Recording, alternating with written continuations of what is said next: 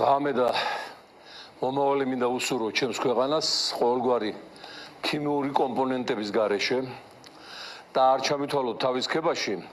ალბათ ახსოვს საზოგადოებას რამდენიმე ხნის უკან მე ვთქვი, რომ შეიძლება დადგეს დრო, თუ ასე გაგრძელდა და ივანიშვილს მოენატროს სანქციები.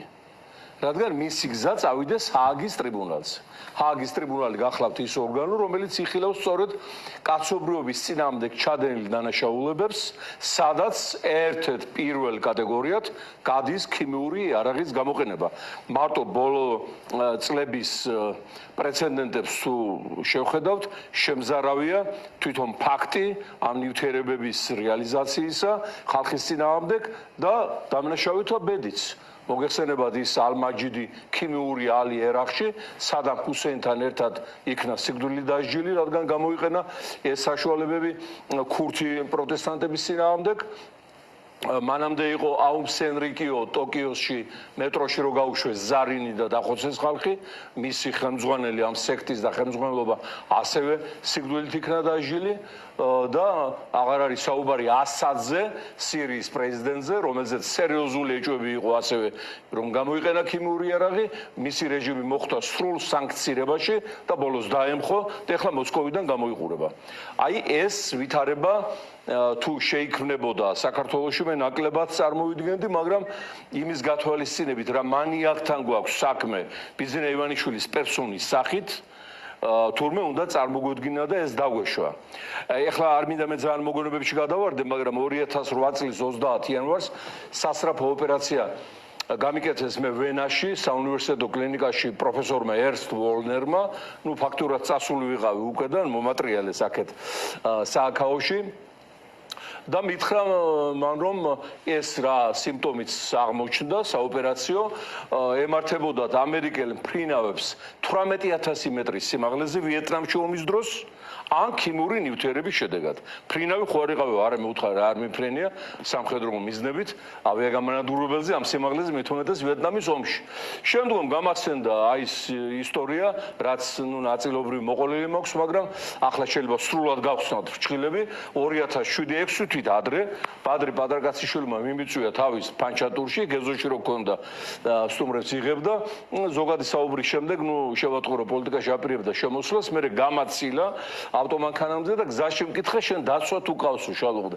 უთხრა ხა რა დაცვა იმ დაცვის ხარჯების თავი რომ სადაა ჩვენ პარტიას აქტივისტები დაყვებენ ღონისძიებებზე თუ საჭიროა მეთქი.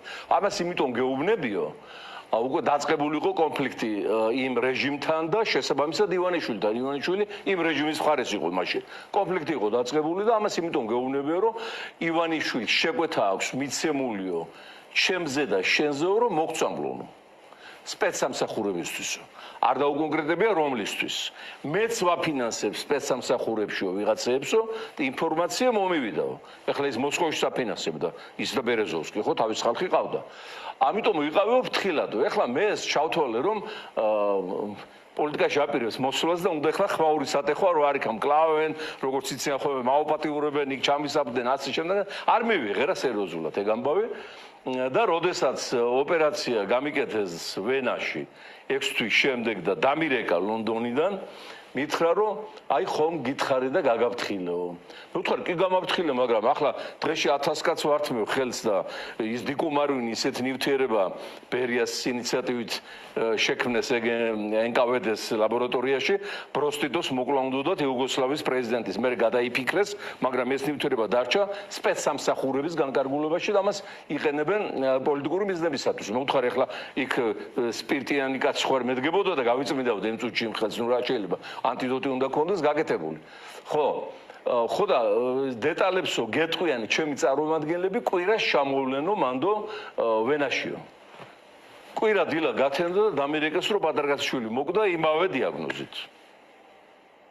ხო, ეს რა თქმა უნდა მე იურისტი ვარ და უდანაშაულობის პრეზუმპცია არ მინდა დავარღვევ არც ეხლა, მაგრამ აი რომ ვაანალიზებ სიტუაციებს, ეს მაშინაც გამკეთებელი იყო ამის და ეხლაც ამის განკარგულებით არის ძალადობა, არის ტერორი, რეპრესიები, თავყბის დამტვრობა ბავშვებისათვის, ამ ნივთიერებების შესხმა და ისეთი პათოლოგია, დარწმუნებული ვარ, სიამოვნებით უყურებს აი ამ კადრებს და სტკბება და აძლევს იქ მოხსენებებს მოსკოვში, რომ აი ასე კარგად უმკლავდები თავისუფლებისათვის მებრძოლ ხალხს. შესაბამისად, მე შემიძლია მთელი პასუხისმგებლობით განვაცხადო, რომ გზა ივანიშვილის და მისი ხროვის ლიდერების და შემსრულებლების მიემართება ჰააგის ტრიბუნალისაკენ და ეს რამდენად აქვს გაცნობიერებული მათი პრობლემა უკვე და არა ქვეყნის ან სოფლიო საზოგადოების. არავინ არ აპატიებს არც შიგნიდან არც გარეთ, ჯერ რაც გააკეთა პოლიტიკურად, როგორ ამოაგდო ქვეყანა განვითარების გზიდან, როგორ დაუკარგა გეოპოლიტიკური ფუნქცია, როგორ დაამხო და დაამცრო სახელმწიფო, როგორ დაგვიყვანა უმცირესობამდე უმრავლესობა ერი, როგორ გვიწყობს არაბიზაციას, როგორ გადაგვიტრიალა ყველაფერი თავზე დაგვამხო და როგორ იშოვა მილიარდები ჩვენი უბედურებით, რა კლანი წამოგვიზარდა, რომლის წარმომადგენლებს მინიმუმ ერთი კორპუსის მშენებლობა აქვს თბილისში დაწყებული, რომ ჩამოასახლო მთელი აზია და აფრიკა აქ გაქცეული ქართველების სანაცვლოდ, აი ამ ყველაფრის გარდა დამაგურგონებელ სტადიაში შევიდა რეჟიმი,